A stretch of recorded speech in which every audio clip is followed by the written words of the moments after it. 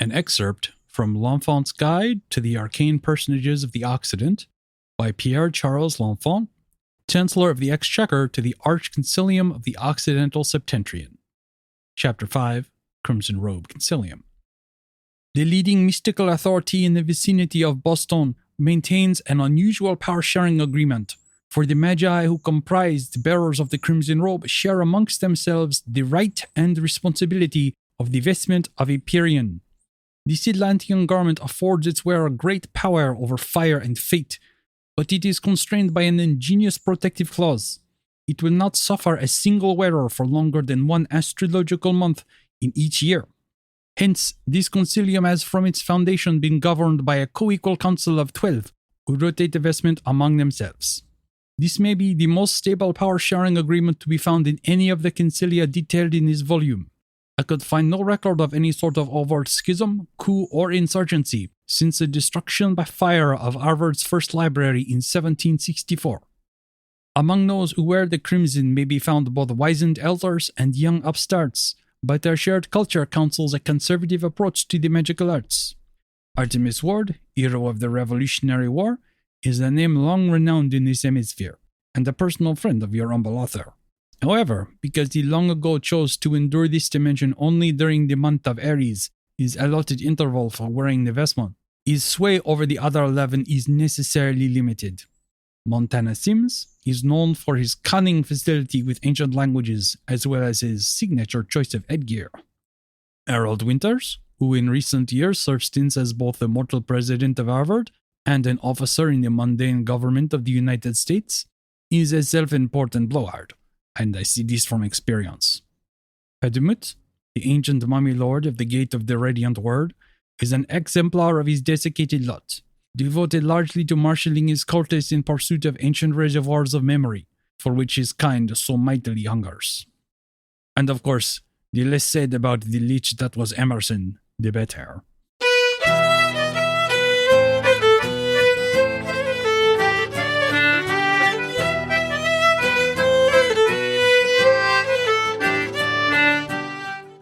In the decades and centuries since its great tragedy, the city of Salem, Massachusetts has become a sanctuary for the strange, the unusual, and yes, the supernatural. Werewolves, vampires, fairies, mages, and other more esoteric things now walk the streets in relative safety. And when the mortal population gets too curious, they do what any community would do. They form a committee. Welcome to The Chimera, a role-playing adventure podcast. Our campaign this season is called Gallows Hill, and it takes place in our version of the World of Darkness, the setting that encompasses Vampire the Masquerade and all its sibling products. I'm Vin LeBate, and I play 8-Ball, a vampire with mental health issues and an assortment of fake IDs, and joining me this season are... I'm Braden Lamb, and I play Mew, a mummy cat who's into urban planning and sacred geometry. I'm Jeffrey Bard, and I play Jack Foxglove, a werewolf shaman who coaches the Salem High School football team, the Salem High Witches. I'm Ethan Bremner, and I play Mother McCree, an immortal Irish witch and American Civil War veteran. I'm Kacey Smith, and I play Truly Reynard, an animalistic fairy running from her past, sometimes literally. And I'm Kelly Weissman Asbruce Jackson, the storyteller. Now, let's get started.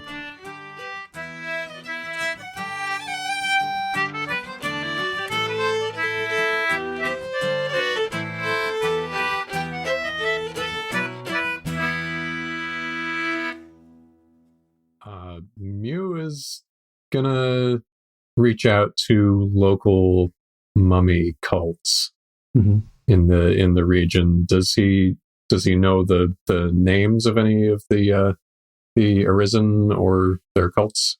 He knows the guy in Boston real well. Okay. I mean, at least pretty well. If we want to go down that line of thinking, as I said, the mayor or the acting mayoral group in some capacity, right? Again, if you want to take these meetings individually, you want to take them as a whole group, you want to take them as a subgroup, however you want to do it, needs to have a meeting with reps from the existing diplomatic relationships. And the person that the Crimson Robe Consilium has sent to meet on their behalf with the leadership in Salem is Padamut, who is, he's an arisen, his judge is Shekkeru, and his, what is it? It's guild is the term, right? Is Sheshahebsu. Okay. So basically, the Crimson Robe Consilium, which is the group of magi who controlled Greater Boston, or Boston, Camberville, most of the inner and outer suburbs except for the North Shore. They are a group of 12.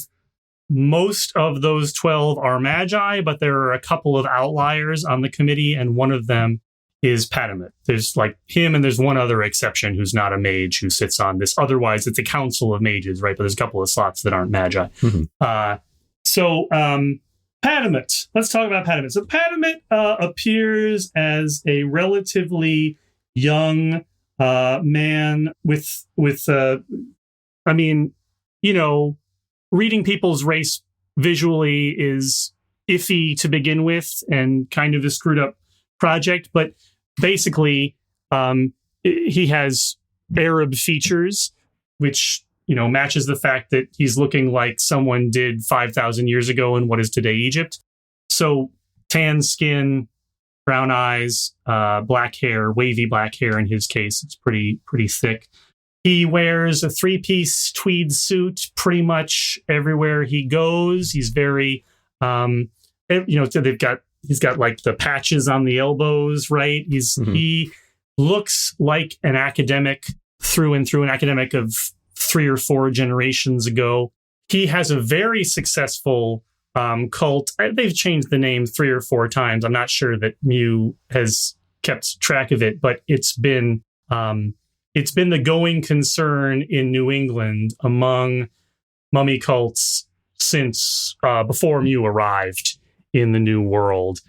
He is, you know, he sits on a council of 12 people that controls all of Boston, and most of them are magi, right? So he's kind of a big deal, and he definitely lets Mew know it. Mm-hmm. Yeah, I think they may have had an official meeting, but it was probably years ago, and it was probably very brief.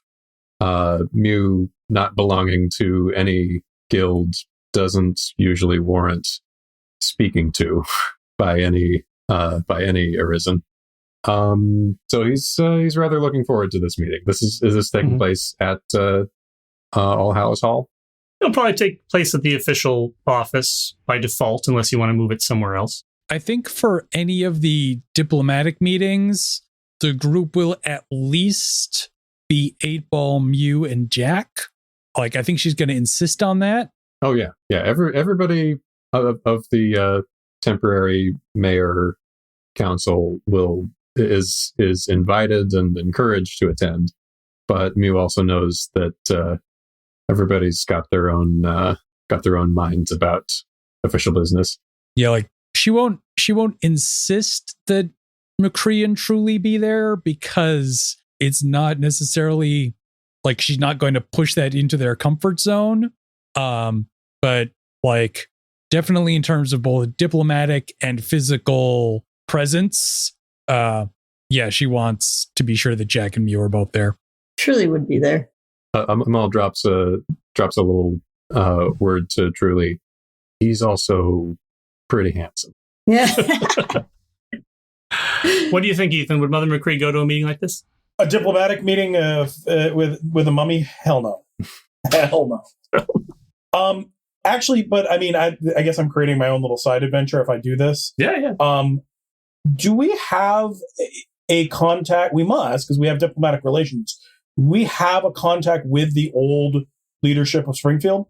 So the way this works is that every 7 years, there's a pre-meeting like this. They need to send somebody. And then there'll be a meeting at the conclave that they also need to send somebody for, the one that happens in a month. Right. So other than that, there might be more common diplomatic traffic than that, but it really varies group to group. Like there's probably pretty significant back and forth with Boston. There's definitely significant back and forth with Worcester with the Palatine of Worms. But other groups you might not hear from except those 2 meetings in 7 years, right? They're more peripheral. So I don't think there's not like a particular person you were expecting from Springfield. But we would, if we didn't, let's pretend, if we did not know what was going on there, we would have sent a thing, an emissary or a message to them, inviting them to. Mm-hmm. Yeah. Mother McCree is going to volunteer to do a spy mission in Springfield. Okay. She's going to go under the auspice that she is on foot, inviting them for diplomatic purposes, and under the auspices that she has no idea that their leadership has changed. Mm-hmm. Does anyone have a problem with that? Mew is going to suggest that she adds to her uniform some kind of token of the Veiled City of Salem. Do we have something like that? There's got to be like an official stamp or something. Well, don't we all have tattoos or brands or something? Hey, we are branded. Yeah, There's a brand. she has the brand. Like So a little enamel pin that is in the shape of that brand, maybe. Mm-hmm. Okay, she's not going to add that to her uniform, but she'll grab one and she'll take it with her. Okay. I just wanted to note, I was like waiting for a moment and then I didn't have a moment. So what Truly's been doing over the 2 months that we've been trying to find out what's been going on and having limited success. She hasn't really been doing much research, but she's taken on a couple side projects that she's decided on. So she's sort of been around, but occasionally not around, and no one really knows where to find her. And then she kind of shows up back in Tuck Alley. And if anyone had seen, is coming more in the direction of the Dreaming than Salem. And so at some point she shows up with this big ornate mirror, and there's another one in the mayoral office, and you can pass between one to the other. Nice. There's a password to get you back and forth. And Kelly, have we had these mirrors longer than a month, or are they pretty new at this point? I think you've had them just long enough that you will need to feed them imminently. Okay. That's a sentence. So that'll be a discussion. Truly hasn't quite mentioned that yet. So far, it's been like, hey, guys, we have these cool new mirrors now. You can go back and forth to the different offices. Here's the password.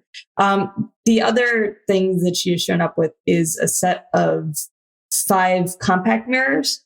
And you can use one of those mirrors to talk to anyone else in the group that has one. You just say the name of the person, and it will, that other mirror will, if you open it up, you see that other person. You can talk back and forth. But in order to get the mirror to work, you do have to whisper to it a secret. It doesn't have to be a big secret or a serious secret. It just has to be something that you haven't told anyone and probably wouldn't completely willingly tell anyone.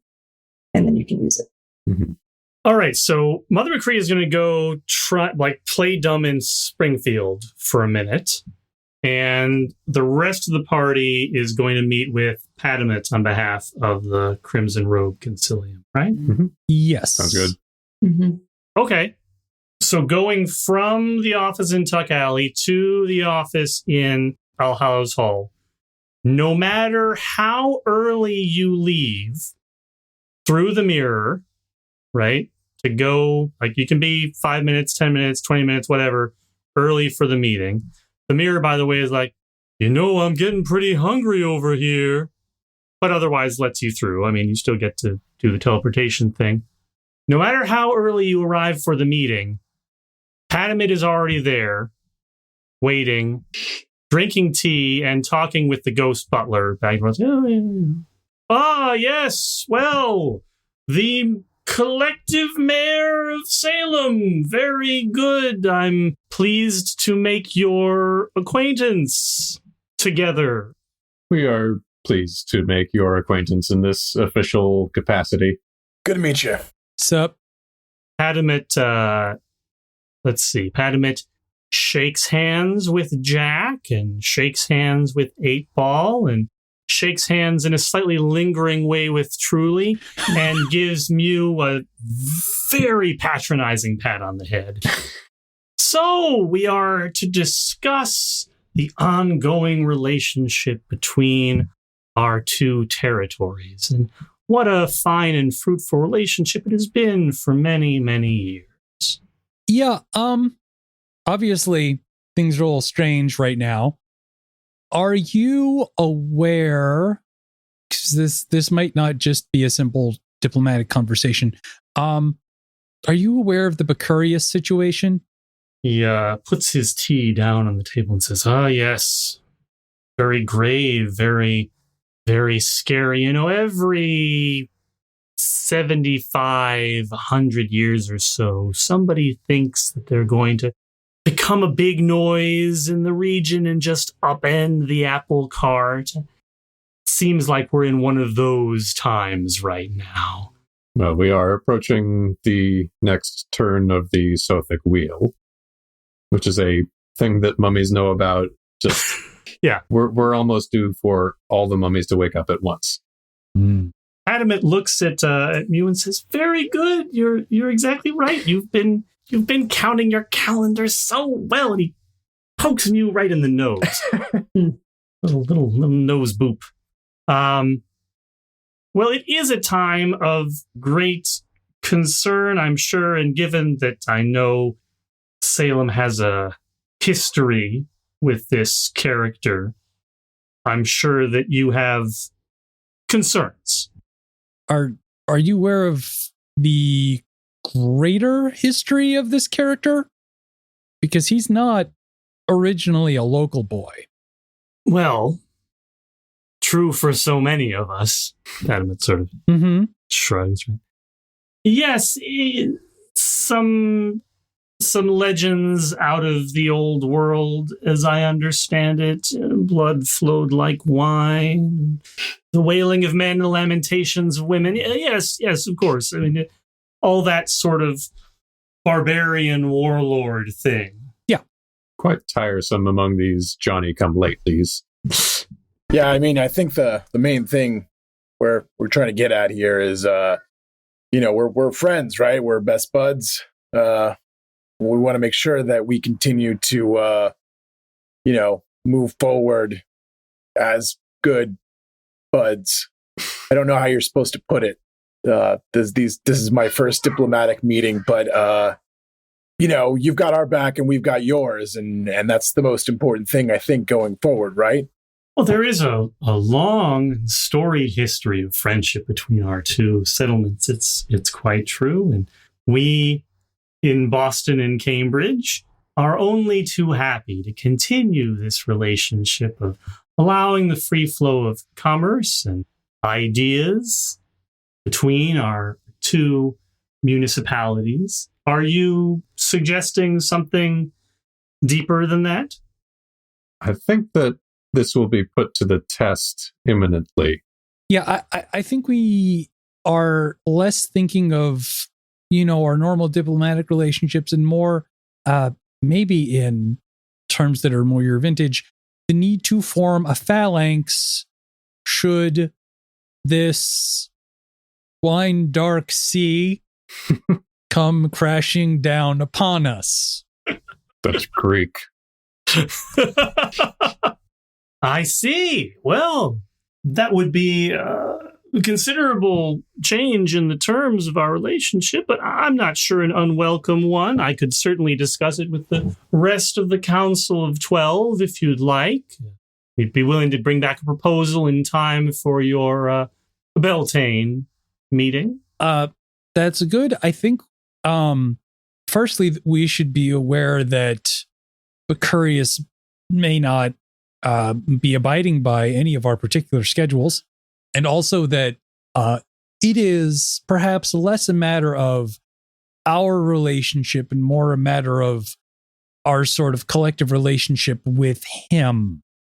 Not that I think that we should not be talking about a relationship, but we should be aware that this is probably an exceptional circumstance that we should all be aware of as a group and a region.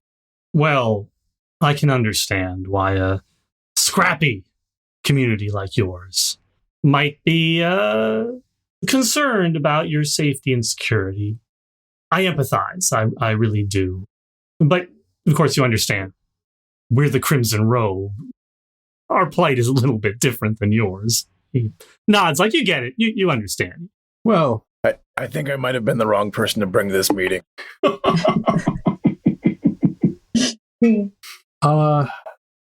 Potamet, have you given any thought to why Becurious chose Salem rather than Cambridge, Boston, really any other place in the New World as the landing point for his new career?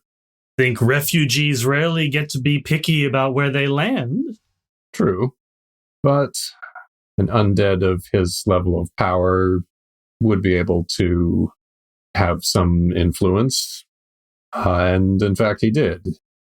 There are ancient forces making themselves known in Salem, perhaps more ancient even than you or I. Padma definitely gives a start at this.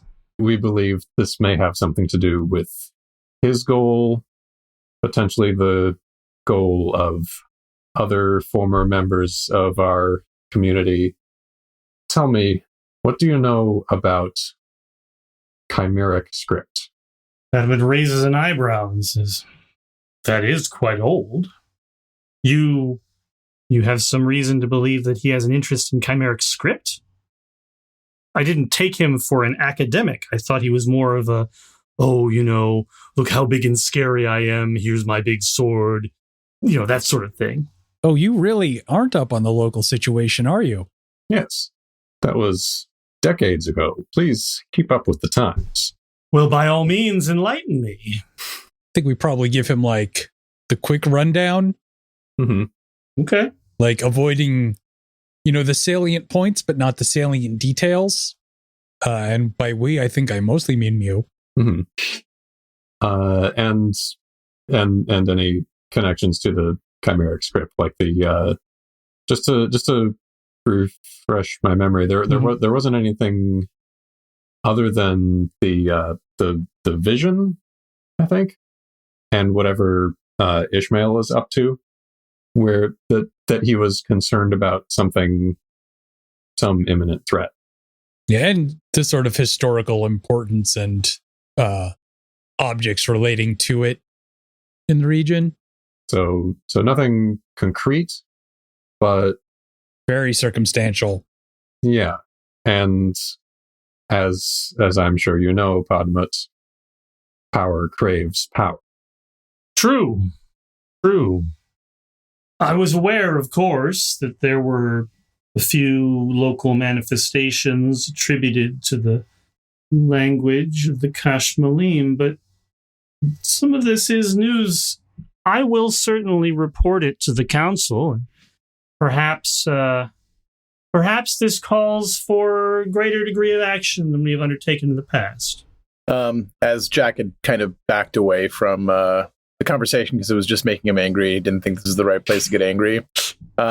He's kind of just looking at a map that's on the wall about the kind of area that they're in, and he realizes something as he's looking at it, and he turns around and he says, if Becurious does come for Salem, right, they're going through Boston first, and all we're proposing is something that goes both ways. So what helps you helps us, and what helps us will help you. So we're not saying this is a one-way agreement. No, I see that entirely, yes. Well, I will be happy to discuss it with the council and to advocate on your behalf as in a sense of fraternal responsibility for our little brother to the north. We certainly wouldn't want to see anything unfortunate happen to the quaint and charming settlement you have here. It is pretty fucking quaint, isn't it?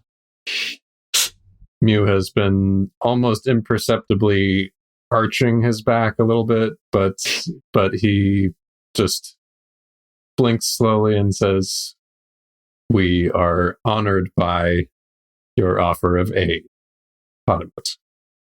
Anything else? I mean, that's probably where we'll close the meeting, unless there's anything else anybody wants to contribute. I think that sounds like a good end of a meeting. Mm-hmm. After he leaves, True will make a little gagging expression, but other than that, not really. Mew leaps off the table and starts shredding the carpet in the corner. Well, that's one down, I guess. The aristocracy in me is so ingrained. I cannot help but act subservient to him, and it sickens me. Well, I mean, it's better than going after his head, right? Like, we remember how that turned out with Ishmael. I think this was the better outcome. As much as any of us wanted to smash his head in, we now have, hopefully, the backing of Boston and their big fish, right? He's not wrong about that. Well, we'll see what the council thinks, but at least it sounds like he's going to call their attention to it. Yeah, I think he got the point eventually. And if not, I may have to pull another little heist on Potamut. Truly, did this mirror say something about eating? Oh, yeah. We're going to have to feed both of them at some point. Nothing like, no one's blood or flesh or anything. It's going to be fine. They like entertainment mostly. The one over here is kind of keen on comedies, I think, and the one back at our office likes romances. So, a couple of us are just going to have to act out a couple scenes from, something. But that's it. Then we should be good for a little while. I'm amused, Kacey, because we hadn't worked out which one was which. And it's definitely the funnier option to have the comedy mirror be the one that faces the mayor's office. Yeah. Well, I wonder if it was satisfied with our little performance tonight. I mean, you did get booped, and that was hilarious.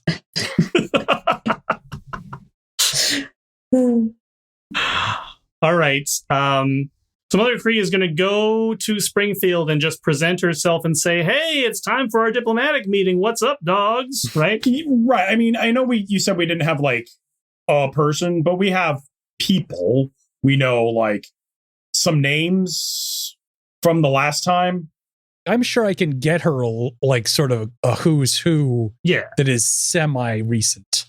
Yeah, you should be able to, at a minimum, know a place to go in Springfield, which is supposed to be like where the vampire meeting place is, right? Like, okay, at a minimum to that, right? There's an address, if nothing else. So she will travel the forests to get there rapidly. Once she gets to obviously the city confines of Springfield, she can't do that. She will just kind of wander the streets looking like a random crazy woman until she gets to the this whatever location. Mm-hmm. And then she'll kind of take more of it. She'll take that pin and she'll just kind of hold it in her hand. Mm-hmm. And then she'll just like knock on the time of day matters a lot when you're dealing with vampires. Can I say like not nighttime, but evening, like twilight? Sun is setting. Yes. Okay. So she shows up to, I'm going to say it's an old, seemingly abandoned hotel. Okay. In Springfield. That's the not a stretch. Place. Knocks on the door, and after the third knock, it opens, and there is a handsome woman, not specifically young, but not yet middle aged, like somewhere in the 30s, the early 40s range. Dark hair, green eyes, tan skin. She's wearing like robes and a shawl that covers her head, but not completely, like not a full hood, like, still see her hair and that sort of stuff. Modest, strange. I mean, wouldn't fit in on the street, right? Mm-hmm. So it's not really garb you're going to go out and walk around in. She says, "Mother McCree, we've been expecting you." Oh dear. I guess that's fine. You are here on behalf of Salem, no doubt. Yes? No, of course, yes. Well, I know that it's about the time of year when there would be an official emissary from Springfield to discuss the relationship between the two settlements. Conditions have changed here in Springfield a good bit. I don't know if you're aware, but I am prepared to act as that emissary. Shall we go? In what way have the conditions changed, dearie? Well, there's a new prince. You know how these things work. Administrations change every once in a while. Few generations or centuries go by. A new prince, you say? That's right. And who might that be, dearie?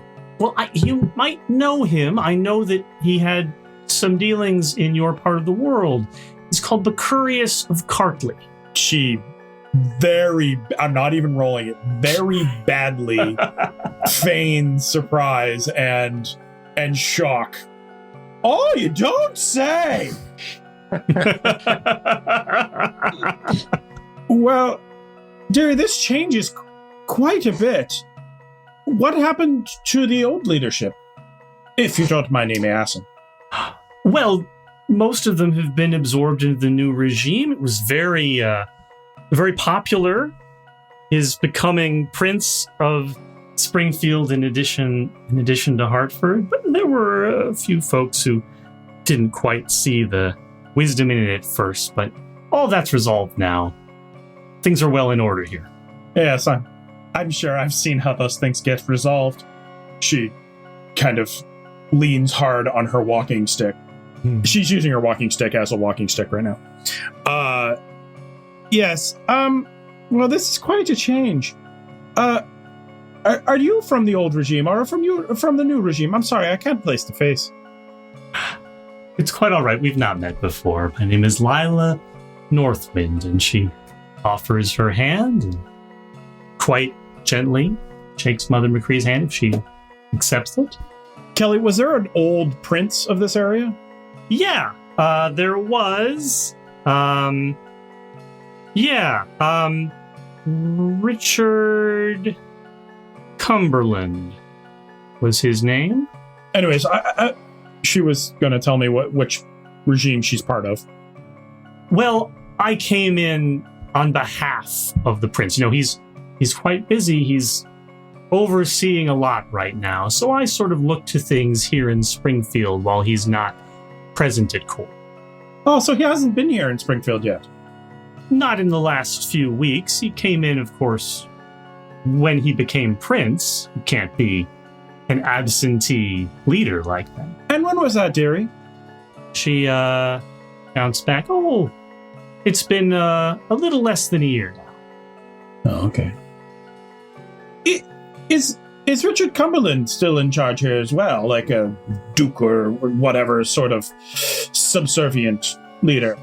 I'm afraid that Richard was one of the unfortunate folks who just didn't see eye to eye with the new administration here in Springfield. So he's no longer with us.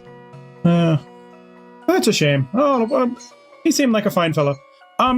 Well, this is a lot of information, and I am sorry, but I'm not allowed to set up new diplomatic relationships, and we are not currently in any diplomatic relationship with our former mayor. But I guess you could answer me one more thing. Have you seen any of the folks? She kind of hesitates, and she decides that it's not the best idea to let them know that they might be missing their mayor. So she's going to say one of the other people whose names escape me. Madame Mystere. Yeah. Let's go with Madame Mystere. She was a former mayor.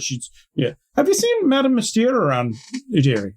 I don't believe that I have. She used to be mayor in Salem, didn't she? A few years back. She did. We have a long, robust history of great mayors. She grits her teeth on that, by the way.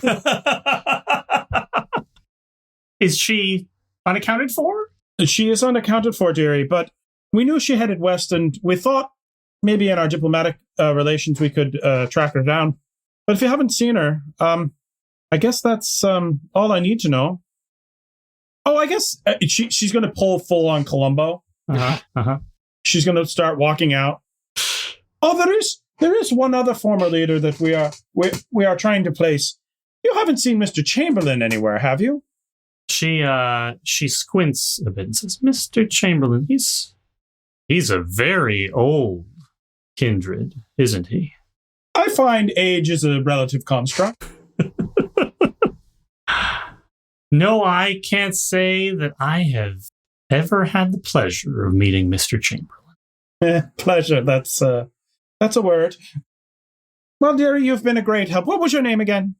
Lila Northwind, satrap of Springfield. Lila, I will certainly send your regards to the leadership in Salem. And please send our regards to your leadership. I certainly will. I think I got most of the information I wanted. So she just walks through the door. Mm-hmm. Hopefully she doesn't get confronted. And if not, she slips out of the city confines and travels the forest network and arrives back at the mayor's office, I guess. Sure, yeah, the whole thing, I mean, nobody tries to stop her. It's all polite, diplomatic, one might say. Mm-hmm. There's a certain, I mean, I think we got the tenor in the conversation anyways. There's a certain ominous overhang to it. Yeah. The whole time she's traveling through this region, right? It's like, nobody's stopping her, but there's definitely evidence that there are people around who could try. Well, and they knew that she was coming. Mm-hmm. And that's the part that's most ominous for her. Mm-hmm. They knew it was her. There's no reason why she would have been the representative from Salem going to them. So it's a little disconcerting. Mm-hmm. She doesn't have a lot of senses of like lie detector, but like just on the surface was her. She didn't show anything at the name of Madame Mystere, right? Yeah, if you want to roll wits empathy, you can do that. I think I did kind of read the take on Chamberlain anyway, so I'm not as concerned with that. One success. One success. I mean, it's pretty weird to know off the top of your head a former mayor of Salem. Yeah. That's inside baseball. Yeah. So her recognition of just the name by itself was probably quicker than you would expect under the circumstances. Fair enough. But I asked, so yeah. I mean, I was operating under the assumption, or not operating under the assumption, but operating under the tack that she would. So the fact that she did just kind of is odd, but not. But also coupled with the fact that she recognized you off the bat. Mm-hmm. Well, right. And knew that I was coming and sort of acted like I, yeah. So, I'll show up back in the office and let you all know what happened and the confirming the updated situation in Springfield. So you sort of fill everybody in on what happened? Mm-hmm. Okay, I mean, you're just providing details, right? I assume you're counting it as it happened, so we don't need to go back over those. Something that might have been a small point of note to Mother McCree, but may have deeper meaning to at least one member of the group. So, she's got a good amount of the life sphere. So she can read there's a lot of things you can read about somebody from that. Sure. And so like she can tell a vampire is a vampire very easily. It's not hard. Yeah. And she can actually tell at least some of the other monster types by the nature of their physiology and that sort of stuff. So she can just casually drop in. This Lila Northwind, whoever she is both a vampire and a werewolf. Oh. What? That, No. No, you've got to be wrong. That's not what happens. But I'm just going to say, by the way, the way Kelly just did that is exactly how Mother McCree did it. She'll tell the whole thing. She'll bore you to death with the like diplomatic details and be like, oh, and by the way, she was both a vampire and a werewolf. So Jack looks at 8-Ball like, no, right? Like that's what he's trying to communicate in his face because he can't quite find the words. I mean, no, in the sense of a lot of things that should be no are going on right now. That's red flags. That's not done. And it usually goes real bad. Real bad. Question. She raises her hand. True. is this a thing that shouldn't happen like physiologically? Like if you try to embrace a werewolf, you don't get a werewolf vampire? Or is this a thing that like vampires just don't try to do that? But this like where's the disconnect here with what happened and what should happen? It's a glass full of milk and orange juice. Like, okay, well, ew. Yeah. Or orange juice and gasoline, depending on your perspective. Like, if the odds of it not resulting in a horrible, screaming, terrifying death are very slight. I can assure you she was not horrible or screaming. Yeah, no, the thing you get when that doesn't happen is terrifying. I didn't even, it shouldn't happen, right? Like, I don't know. You know what it sounds like to me? A chimera. Okay, that's the end of the episode. Yeah. We're not going to do better than that. That's the end of the episode. No, yeah. And cut. Good night, everybody. Try the veil.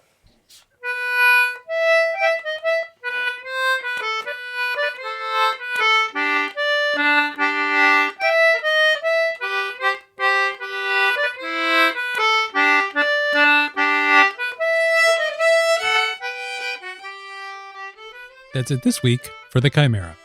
Our theme music this season is Down Among the Dead Men, performed by Adrienne Howard, Emily Peterson, and Dirk I. Tiede. For information on other music used in this episode, check the show notes. You can support The Chimera by going to patreon.com/chimerapod. Patrons at any amount get access to behind-the-scenes setting and system info, art polls, and exclusive side games and one-shots. You can also find us online at thechimera.space or on Twitter and Facebook at ChimeraPod. We'll be back in 2 weeks with a new episode, so until then, thanks for listening.